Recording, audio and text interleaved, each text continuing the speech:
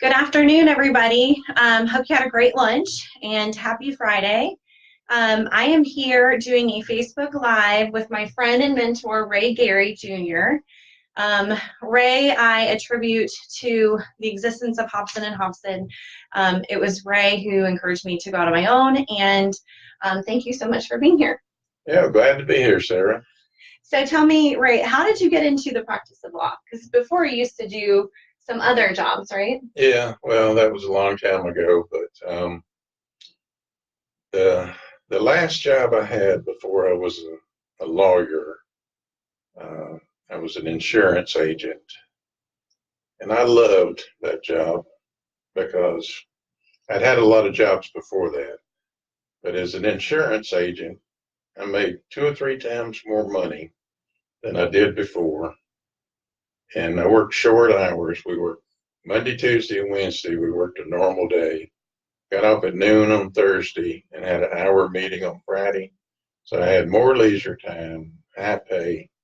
And I used to think to myself, I have got the best job in the world. I just love this job. It's just too good to be true. And so that went on for about 2 years. And then our real nice boss that we had, Sid Smith, he retired. And this real mean guy got hired to take his place, one of these high pressure people that he believed that was the best way to motivate us. Mm-hmm. And although everything was the same, the pay, the hours, I hated that job. Right. Because that guy just made me miserable, made everybody miserable. And so my dad, who was a lawyer, my dad had always said, if you ever want to go to law school, I'll pay your way. And so I was thinking, I need to see the light at the end of the tunnel. Right. I could put up with anything for a few years. Right. But, I was in my 20s and I didn't want to make a career, working for that high pressure. So right. I went from having the best job to having the worst job to becoming a lawyer, which was a good job. Yes. And I think I know you've told me that story before, but do you think that experience kind of shaped you into the boss that you ended up becoming? Well, I guess it probably did. I never really thought about it, but I did learn this lesson. Like, I guess I learned way back then in the 1970s that your co-workers or people you are around during the day, whether it be clients or co-workers, they determine whether or not you got a good job or a bad job. Right. And they determine whether or not your mood is good or bad. Right. And really, in practicing law, it's the same thing. Now, the type of law I practiced mostly was criminal defense. I defended people who were accused of crimes, was mostly what I did. And it was easy to get along with the other criminal defense lawyers. We didn't really look at each other as competitors, but as, people in the same boat. We were kind of considered the bottom of the barrel as far as prestige in the legal community. Do you think that's different now? No, it's the same. Same now. Always will be. There's no hope. But anyway. How did you get into criminal law though? Well, I think what happens to a lot of people is whatever job you get first, that's what you learn how to do. Right. And that's what you stick with, the path of least resistance. Right.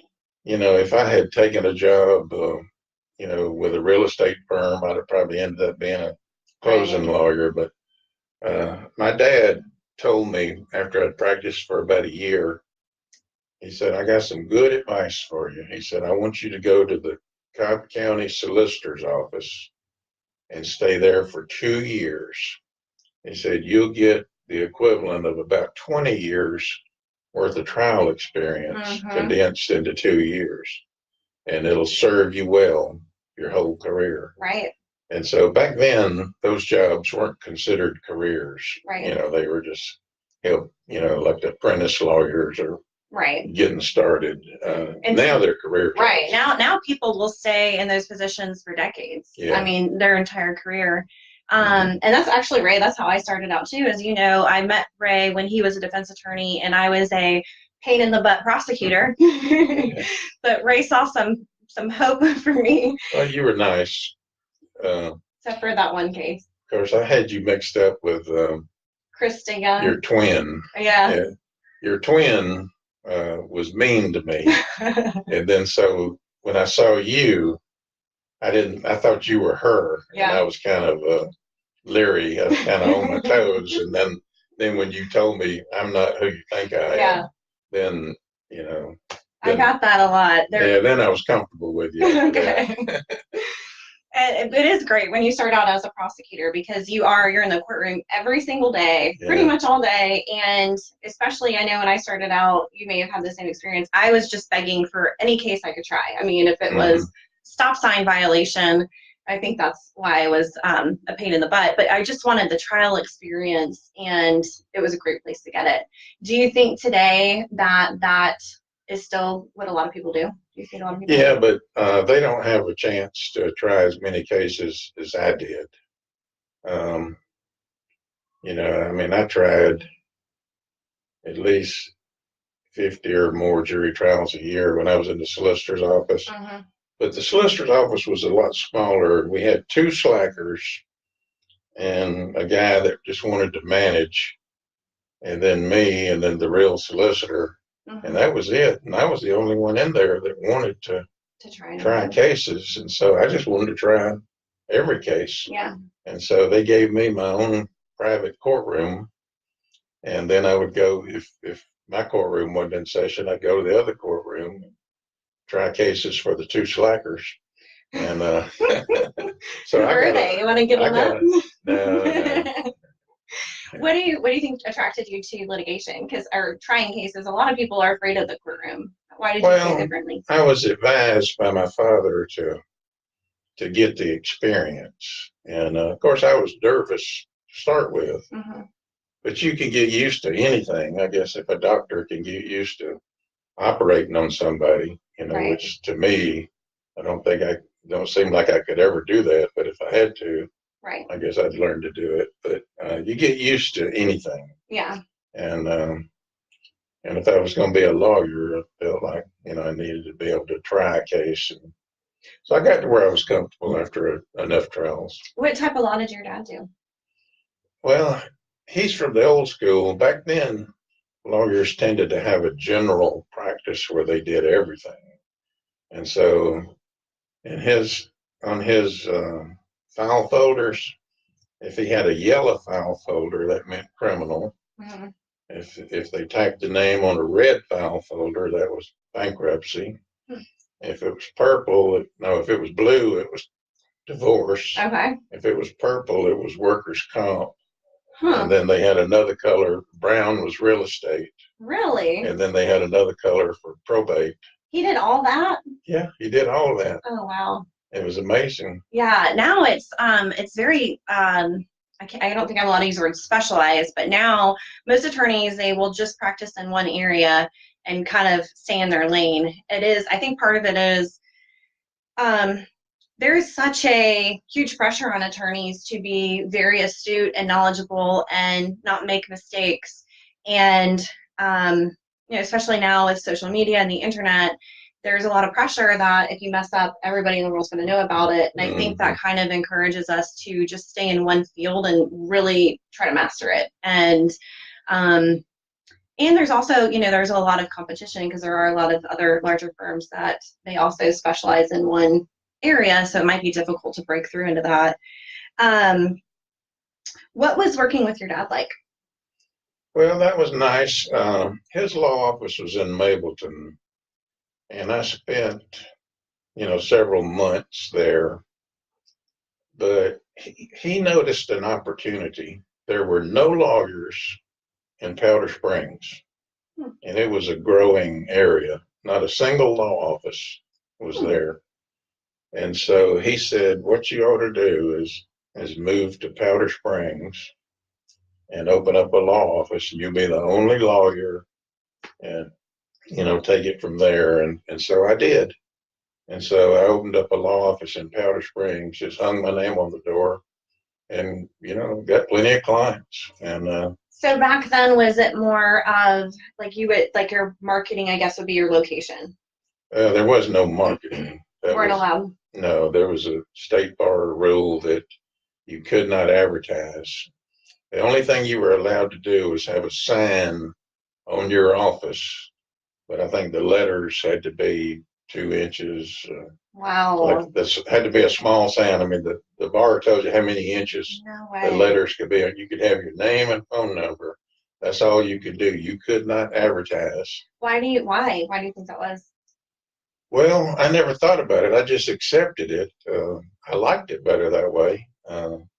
It worked well for me, but my father was a lawyer with the same name. Yeah. That it worked real well for me. Maybe if I'd have moved in from out of town without any connections, right. I might not have liked it. But it probably made it more or less expensive or less difficult for someone to open their own firm because they did not have to have like a marketing budget. Yeah, you didn't hear lawyers complaining like, heck, I'm just working to pay, the internet provider, right. or I'm just working to pay my marketer, So when you started, you had all these regulations about your signage and no advertising.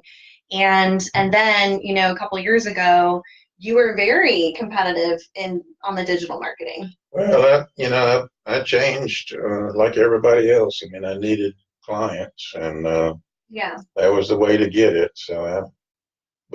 At first it was distasteful because we were programmed to find it distasteful, but now I guess if a plumber has the right to advertise, and a lawyer has the right to advertise. Right. And really, I mean, what we're trying to do is, we're trying to find people that we can help. I mean, it's no different than any other profession that's in the service industry. Okay, so I've got a juicy one. When did you first start seeing female attorneys practice law? Because when you started, there weren't many, were there? No, but the only one I knew worked with my dad. Really? Yeah.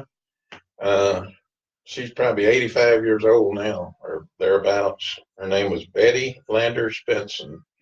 She started practicing law in 1958. Wow. And she's like an emeritus lawyer now, retired lawyer. Okay. And but when I was just a kid in school, she worked in his office. She was his associate. Oh wow. And so she I didn't know of any other female lawyer except the one that worked in his office. Wow. And so they were few and far between. When did you start seeing more? Well, there was a handful, like in the solicitor's office. I think we had one that came in about a year or two after I got there. Like it was all men in the solicitor's office when I was there. And then a lady named Catherine Morris Hardy. She came to work there, and she was the first. Was that like the mid-70s, you think? Or? Yeah, I started practicing in 74, and I went with the solicitor's office in late 75. And then I stayed there about pushing 4 years. Okay. And, maybe 4 years or something like that. So sometime, okay. And then how are women treated? How are female attorneys treated by the bar initially? Well, it wasn't just female attorneys; it was all females.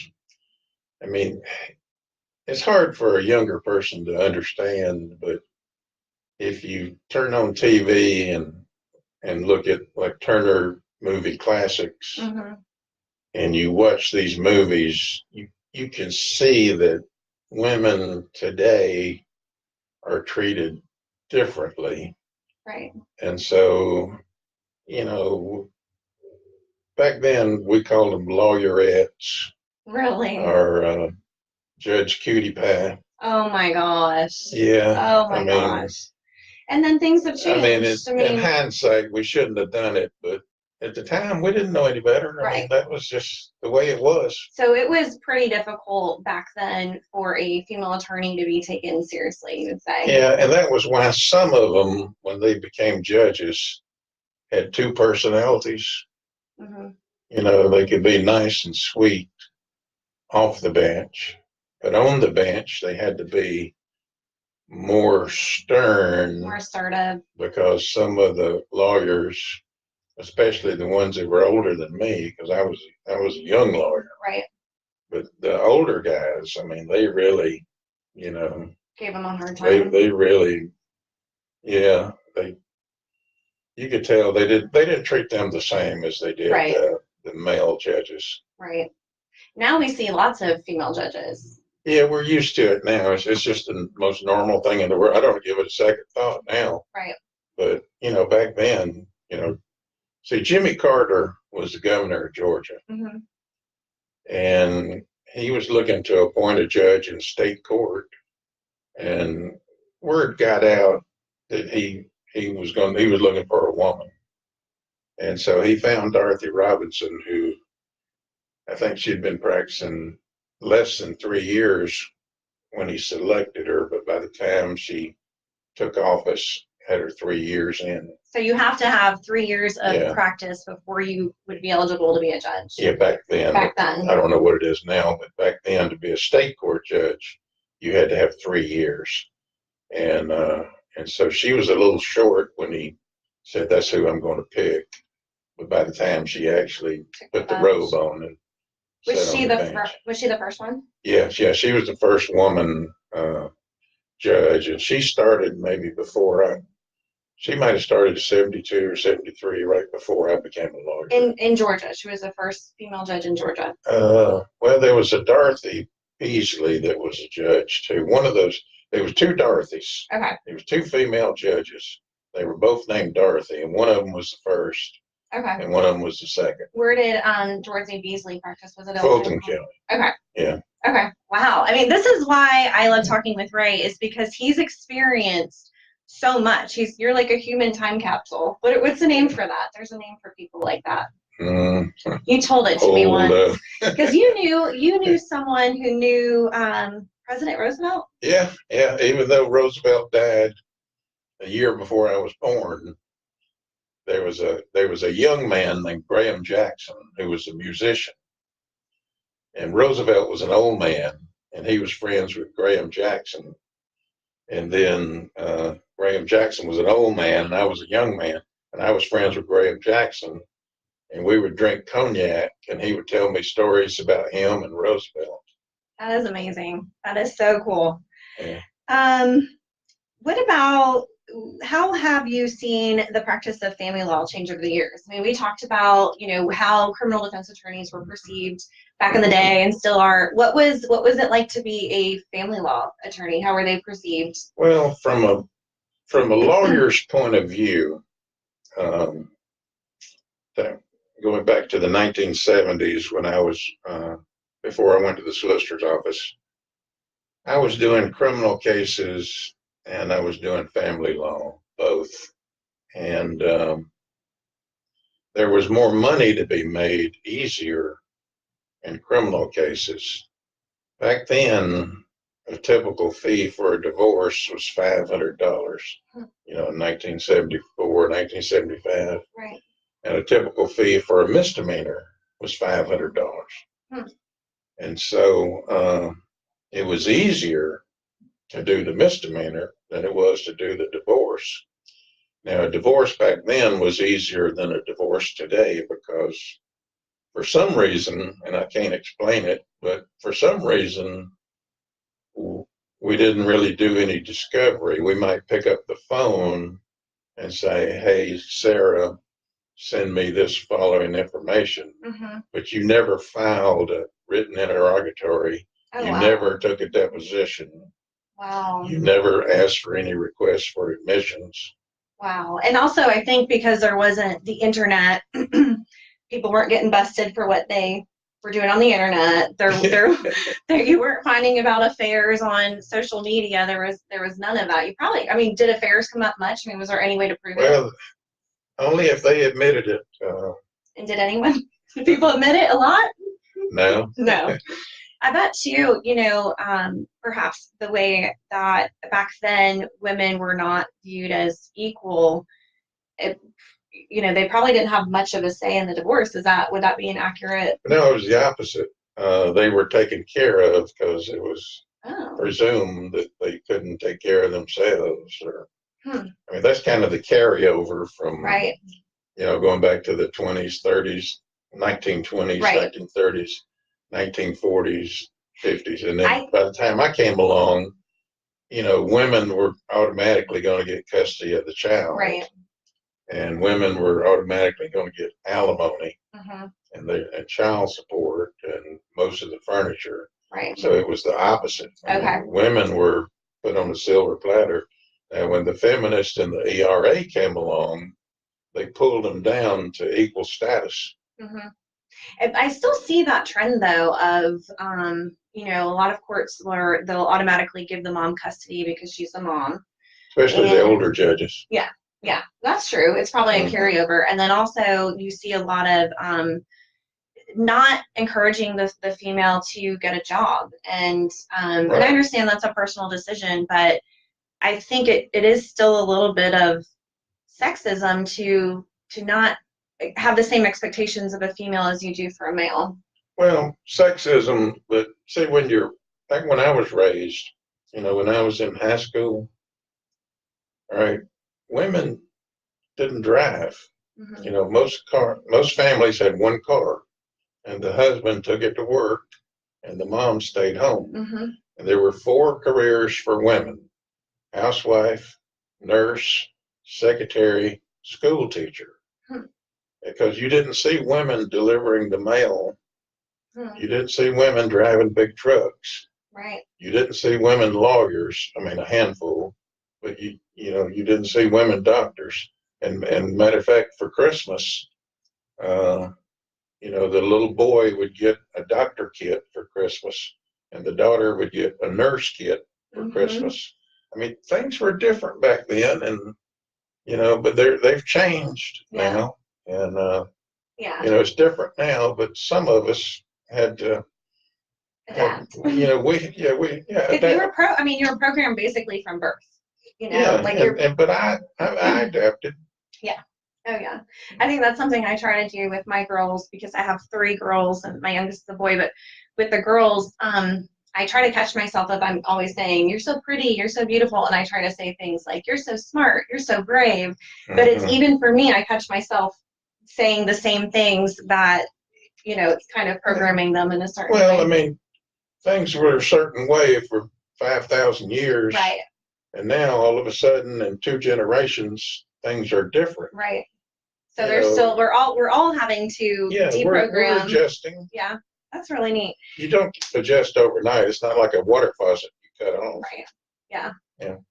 Okay. What about the dynamic between the bench and the bar? How has it changed over the years? What was it like to be an attorney? What was your relationship like with a judge when you first started compared to what it is now? Well, back then, most lawyers did not want to be a judge, or maybe a more accurate statement is could not afford to be a judge, because back in the good old days, 70s, 80s, 90s, back in the good old days, the lawyers were making a lot more money. See, when I started practicing law, a Superior Court judge made $25,000 a year, and a good lawyer made $100,000 a year. How much did you say a teacher made when you first started, just for comparison? I don't know. Okay. But was 25, like, what would that be the equivalent of today? What would that be the equivalent of today? 75. So judges were making less money. Judges were making less money. Like you would hear, this would be a typical conversation. All right. Somebody in the legislature, like Roy Barnes or somebody like that, Mm-hmm. would be saying, you know, governor's going to appoint a new lawyer, a new judge for Cobb County, you know, are you interested in it? Oh, heck no, I can't, you know, I got to send my kids to college, you know, I Wow. couldn't possibly be a judge. Right. And so really the judges were like young people just getting started. It'd be like going to the solicitor's office, you Right. know, taking a magistrate job or Wow. something like that. But see, like that, everybody got appointed state court, like Harris Hines and Dorothy Robinson. You know, they've been there 3 years. You know, they were Right. like 3 years into their career. Wow. And of course, Superior Court was a little higher. But see, we had Justice of the Peaces, JPs, Mm-hmm. making. There was one judge, JP, making 100,000 a year because they were on the fee system, Oh. and a Superior Court judge on a salary made 25,000. But lawyers were making a lot of money back then. Really? Yeah. And now it's not, I mean, one thing when people ask me about whether or not to become an attorney, I think there's this perception that attorneys are super wealthy, and I think that's a miss. Well, Some are. it was better. Like we made more money in the 70s and 80s. You know, being a lawyer is not near as good a job now as Right. it was then. Of course, you know, little did I know, I would have put more money away if Right. I'd known it wasn't always going to be great. Right. See, I thought money would always be flowing in like crazy Mm-hmm. because it was just too easy to make in the Right. good old days. But over the years, it got worse and worse.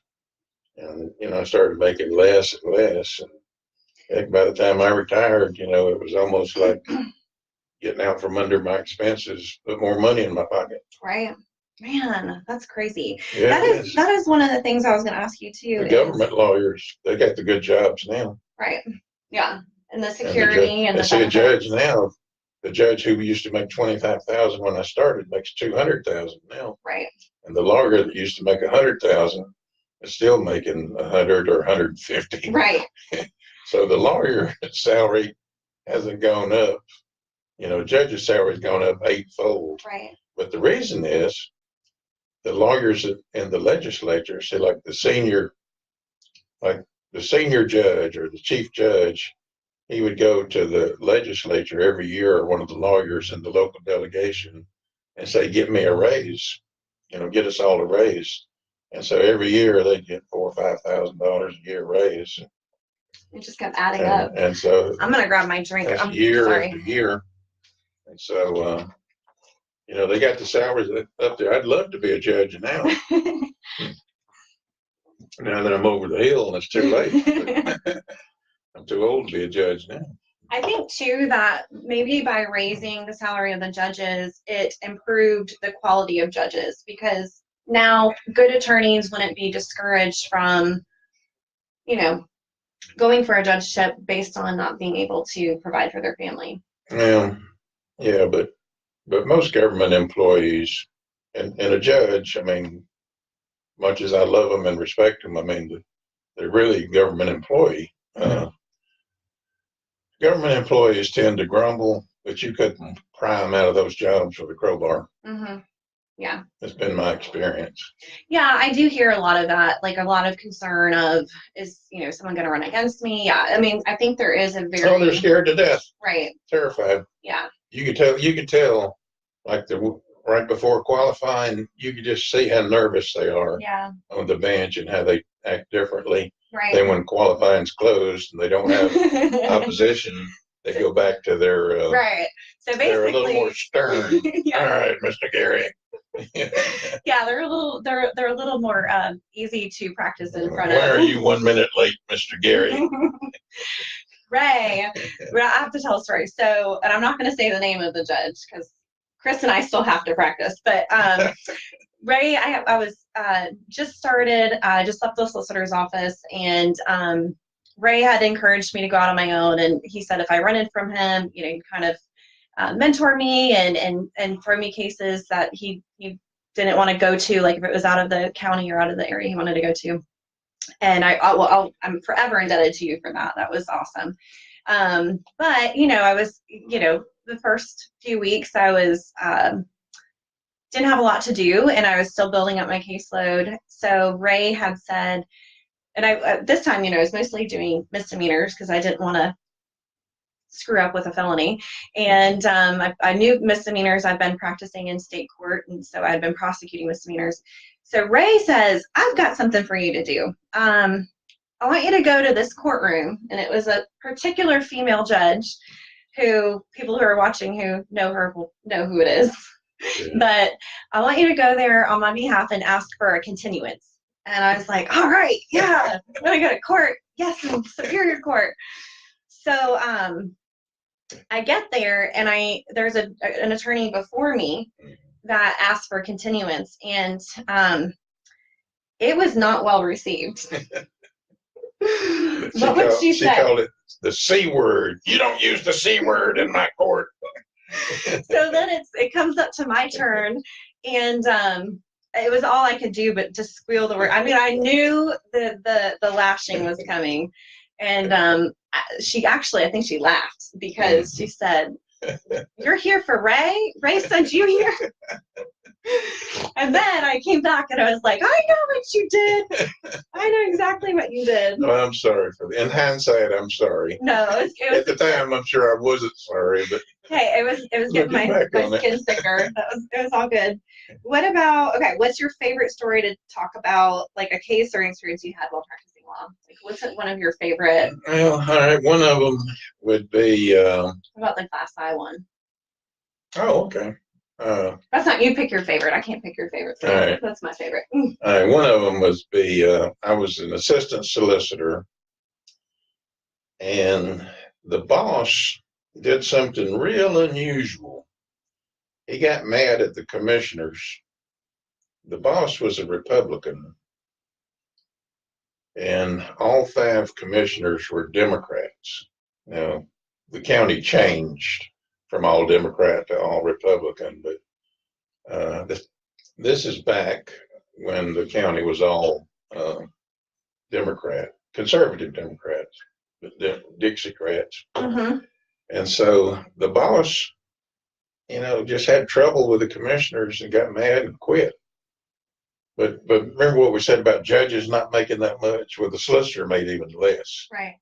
He was probably making $18,000 as Solicitor General. So he quits, and like in the middle of the day. Yeah, he said, "Boys, I'm gone." And so, okay, who's in charge? Really? And so the chief assistant took over. Well, the chief assistant at first, having been all of a sudden the solicitor, he didn't have his confidence yet. Mm-hmm.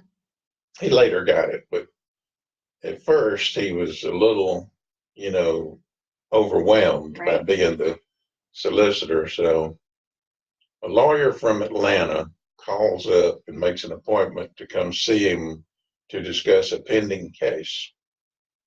And so I was the chief assistant because, even though I hadn't been there a couple of years, I was I was next in line. And so I'm the chief assistant solicitor. So he comes to me and he says, "There's a lawyer from Atlanta coming in, and I'm not sure, but I think it's a guy with a real bad reputation. And I'm afraid he may try to lie about what was said." He said, "Now, I'm not sure it was him or not." He says, "I want you to witness the conversation." So I said, "Well, okay, I'll be glad to." I said, "Whenever he gets here, just let me know and I'll come in and join you." He said, "No, you don't understand. You're going to be in the closet." Oh my God, I like that. And so back then, you didn't question authority. That came later. That came, with women's rights. Question authority is a later concept. Back then, you did what you were told. And so I just said, okay. And so the closet was one of those with the slats, so you could, like with them facing down, you could see the carpet down there. I mean, if you raise the slats up, you could see, but Then you'd be seen. But but you could be seen. So I got me a chair. I had the presence of mind to go get a chair and put it in the closet. And so I went in, hid in the closet, closed the door. So it was a very big office. And so the man comes in, the lawyer from Atlanta comes in.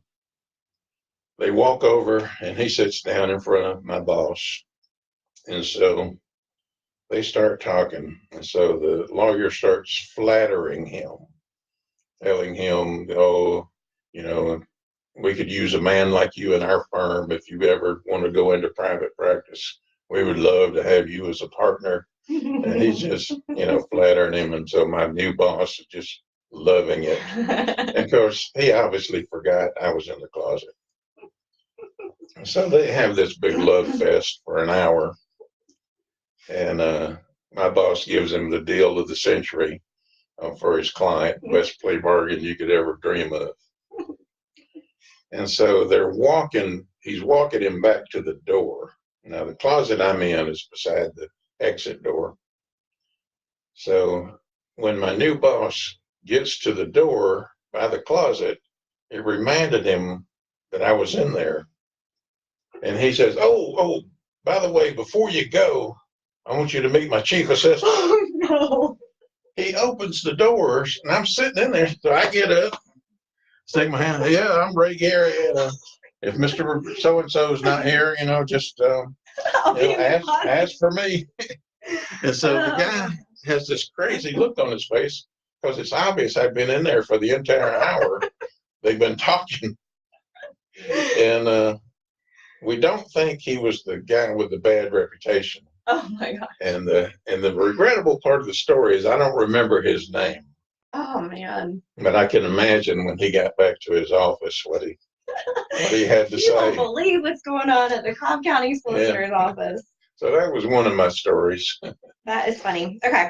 So the internet says attorneys are becoming a commodity. A lot of people wonder if they really need a lawyer. What do you have to say about that? Well, you don't need a lawyer as bad as you used to. It's still best to have a lawyer. Even I hired lawyers, to do things for me. But yeah, the internet, it costs lawyers a lot of money to advertise. And usually you don't get the lawyer you see on TV. Mm-hmm. It's like so-and-so and associates. Mm-hmm. And some law firms have associates in all 50 states. Mm-hmm. And I wonder if they even know the associates. So really, it's like being a middleman. Right. A lot of it. Yeah. Hire our firm, and then they'd find lawyers in other states who need clients and are willing to pay money for clients, which is a form of advertising, like, to be associated with a big name, big firm, advertising law firm. It's a way to get clients, just like paying somebody to get your name on the internet. And at one time, a big ad in the Yellow Pages. Of course, that, those are not there anymore, or billboard. Right. That's another way to market yourself.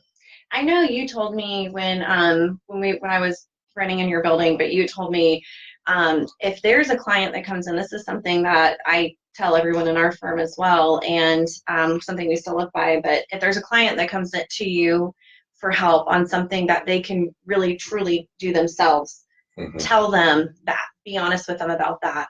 And because there are some things, sometimes someone will get a speeding ticket and it's only 14 miles over the speed limit, which in essence you don't need a lawyer. It's no record. There's no record of it. You just pay a small fine. There's some attorneys that will take it because they want money, and they'll pretend like they're providing value to the client, but they don't.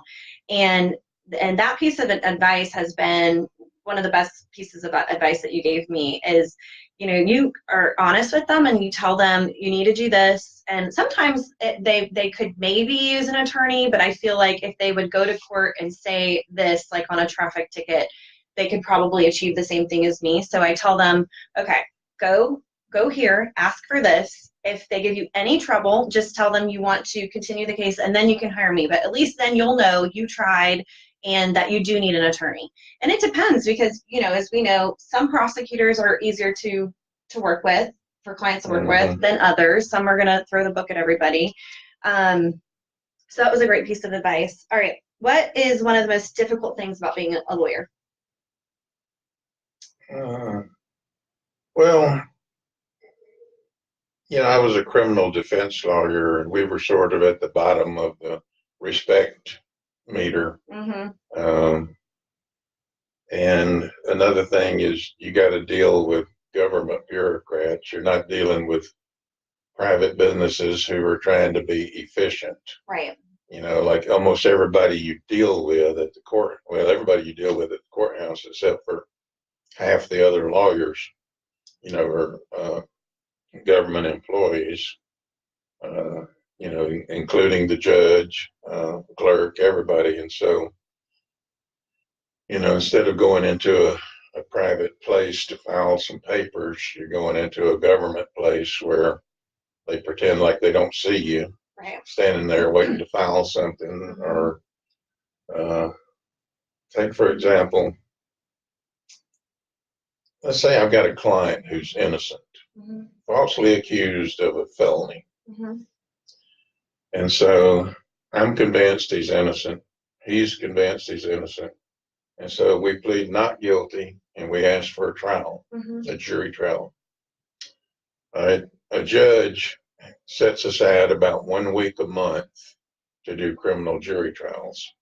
And so everybody who's been indicted has a case pending, which is usually a couple of hundred people. Right. They bring all 200 people in for a calendar call. You might as well call it a roll call, but they call it a calendar call. So they bring all 200 people in. Then they get to my case, and then I stand up and I say, we're ready for trial. And so we leave. We don't get reached because there's other people ahead of you. They're way ahead of us. It's been coming to calendars for a couple of years. Right. So a month later, when they do their next calendar call, they bring everybody back. Right. So me and my client has to take off work. I have to drop my other business, go, and we have another calendar call, and I say the same thing, ready for trial. And then this goes on for like 2 years. Right. And finally, after saying ready 24 times, they call us in, and then we either have a trial or the district attorney suddenly looks at the file and realizes, which you've been saying this whole time, they're not guilty. Yeah. Suddenly drops it or reduces it to a misdemeanor or gives us what was fair, what we thought was fair to start with. Right. And you and I had this exact experience, if you recall, where we were working a file together, and there was a client who was in custody for 18 months, and he was not guilty of the crime. And when I would discuss it with the district attorney's office, I was treated like I was an idiot, and I was drinking the Kool-Aid. And it was the Friday night before our trial started when they first looked at the file and realized, wow, for 2 years I've been treating these attorneys like they're fools, and this person is innocent. Oh, and I've been arguing that they should not be out on bond this whole time. So that is very frustrating. And I think too, and there are judges like Judge Leonard where he is improving that to make it more efficient. Really, that's good to hear. Yeah, where you can report by phone or mail that you're ready, so that we're not bringing. Yeah, that's wonderful. There's a few judges that are coming around to that, and I think what it's going to do is if we can get more efficient, like just with the calendar calls, it's going to improve the access to representation because we won't have to charge as much. We're not going to court every single month, and in a calendar call, you can be there for 3-4 hours. In Cherokee County, you can be there all day, and for nothing, just to say ready, just to say one word. But we have to, that is our time and it is our service, and we have to bill for it. So I think if the courts will become more efficient, that may in turn help the citizens get better access to attorneys. Now, just to be fair to the judges, I know why they do it. They do it because lawyers are procrastinators, and if you bring them together, if you bring the prosecutor and the defense lawyer together and encourage them to talk, they might work the case out. Right. But the examples you and I are talking about, we've got an innocent client who's falsely accused of a felony. We're not going to, right. We're not in some cases, you know you're not going to work them out. Right. You just want to have a trial. Right. But really, you spend more time at the 24 calendar calls than you do at the trial. Mm-hmm. Oh, yeah, that's totally true. Yeah. Okay. What was the best thing about being a lawyer? Well, like we said earlier, I had a lot of jobs, and being a lawyer, was the best job I ever had. I mean, if I'd love to have been a professional baseball player. To me, that would be the greatest job. Yeah. But I wasn't that good. But it's the best job I ever had. It's you get to help people, and you get paid to help people. Right. And so that's kind of the best of both worlds.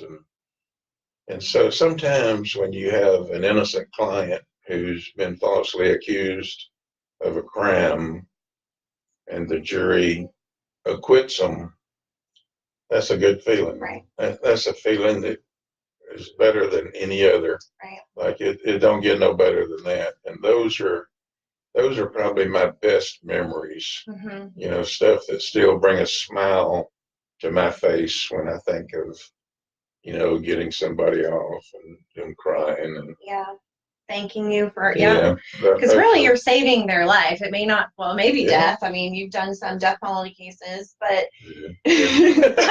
but it also, I mean, it's their life. I mean, it's the difference between spending your entire life behind bars or a significant portion of it and going out and having a job and being with your family, and really it also impacts the community by having those people out. But speaking of death penalty cases, that reminds me of something that ties into an earlier discussion we had. Earlier in this conversation, we were talking about how people being nice to you causes you to have a good job and be happy. Usually, like from my point of view, it was the prosecutors. Like some of the prosecutors were real nice to me, like you were. And some of the prosecutors were mean to me, like your twin. And so it would affect, my job. So I wanted all of them to be nice, but I had a lot of jury trials during my career, and there were sometimes I'd be trying a misdemeanor jury trial over in state court, and the prosecutor would be making insulting innuendos, being mean to me and insulting me, and just being nasty. And I've had some death penalty trials that lasted a whole month where everybody was nice and cordial and polite, and nobody hated anybody. Nobody was mean to me or insulted me. Just being professional. Yeah, and during the recesses, we would chit chat about current events, sports. Nice, friendly. Sort of like I know you play alta tennis, which I used to play, and like you don't have to hate the person you're playing tennis against. You want to beat them. You want to win. you want to beat them. You do everything in your power to beat them, but you don't hate them. And so a trial is like that. And so I really appreciate all those prosecutors who were nice to me. I know you're never going to hear this, but if you happen to, thank you to all the prosecutors who were nice to me. And the ones who weren't nice to me, you need to change your ways and be nice to the lawyers now. Yeah. It's true. It's the same thing with family law. I think clients expect us to hate the other attorneys, but that's not actually in your best interest. It's better if we get along because then we can resolve things. If the attorneys are going at it with each other and the parties are going at it against each other, there's not going to be any resolution, and then it's going to force a trial where that ends up being more costly for the client. I think it's very important to maintain good, healthy relationships with the opposing party as best as you can.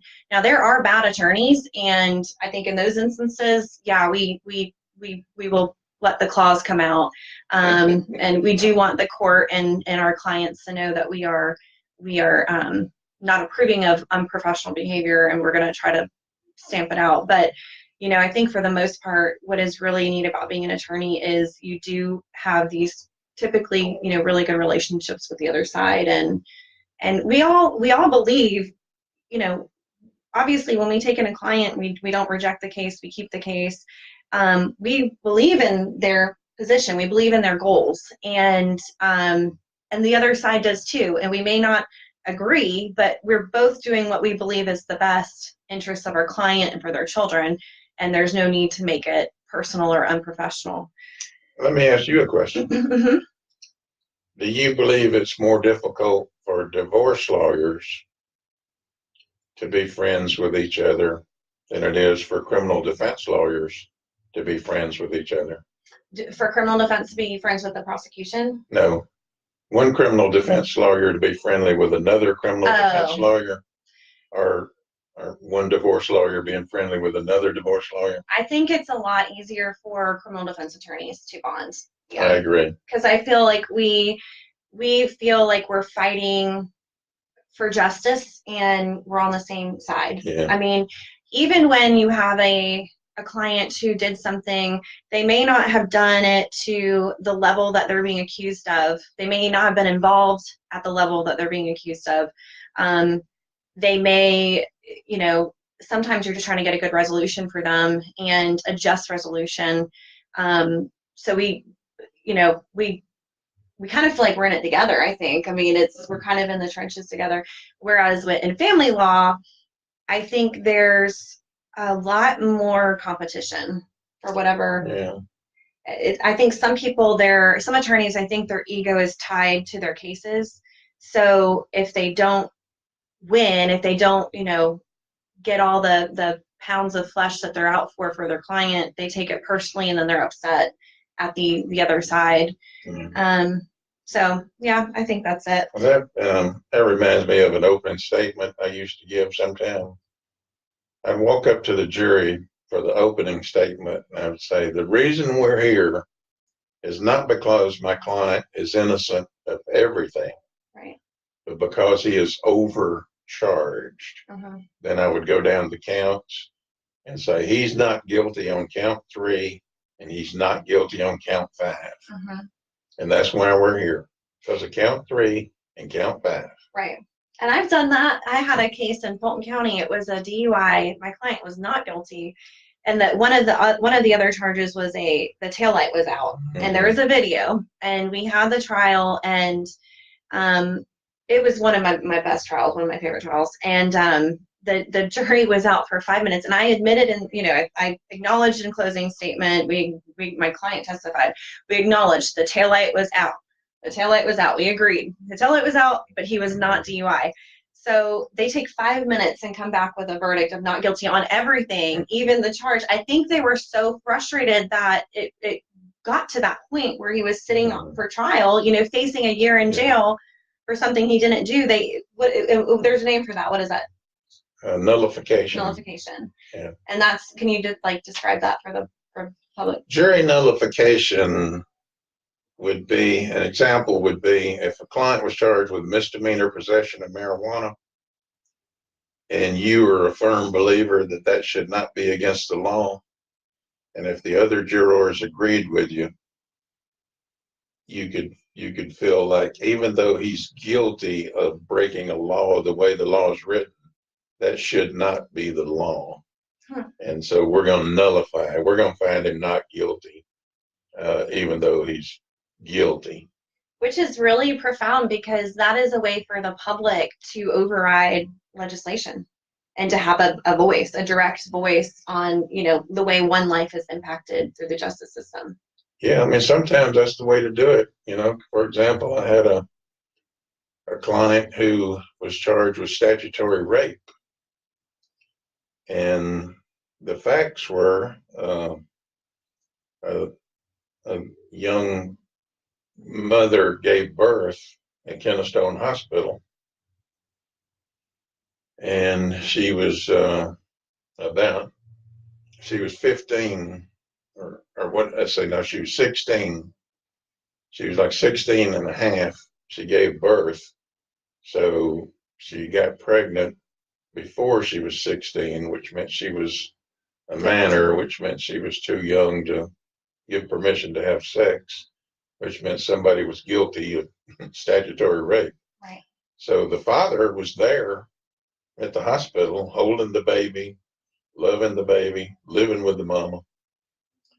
And so a nurse called the police and said, "Hey, I want to report a statutory rape." And so they came up, and, Pedro was holding the baby. And so Pedro went to jail.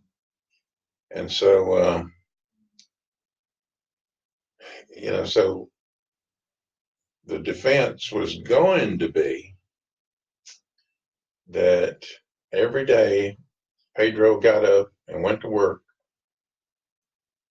and no, they weren't on welfare. He made good living, came home, she cooked dinner, he kissed his wife. He got married to her while he was out on bail. He got married to her with my advice. And yeah, I would encourage you to get married. But so they're now husband and wife, and he was looking at going to prison. Was it a huge age difference? No, it wasn't. He wasn't too much. 4 or 5 years older than her, but she loved him, he loved her. They both loved the baby. He had a good job. They weren't on welfare, and which they would be if right. He was locked up. If the prosecutor had their way, he would be in prison, and she would be on welfare. And so I was gonna, I wasn't going to use the word nullification, because one time a judge told me not to use that word. And so you can't say continuance and you can't say nullification. Right. And so I was going to tell the jury, this is why we have jury trials. This is why we don't leave it to people who work for the government, like a judge or professional juries. Whatever your verdict is, you don't have to explain it to anybody. You can just walk out that door, and nobody should criticize you for it. Right. It would be inappropriate. And that was, but what happened was the investigator for the DA could see the same thing I could see. Right.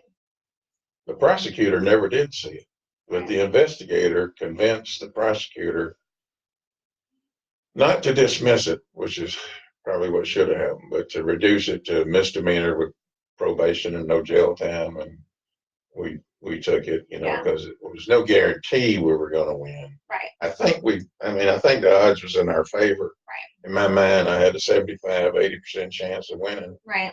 But, in my mind, I've thought that before and didn't win. So. Right. You never, it just depends on which jury you get, and if they have the same belief system, if they care about, the community and the impact of the community if someone goes into custody unnecessarily. Well, Ray, this has been awesome. Thank you so much. And we're going to have to do it again, because we didn't get to tell the glass eye story, so we'll do that one next time. That's one of my favorite Ray Gary stories. But thank you all for watching. I hope that these casual conversations just help the public understand a little bit more about the practice of law and attorneys, and so that you guys can kind of get an inside look of what we do and why we do it. And also, so you'll know, we're approachable, we're relatable, we're humans, we acknowledge we make mistakes, and we're not anything to be afraid of. So hope you guys have a great weekend, and thanks for watching.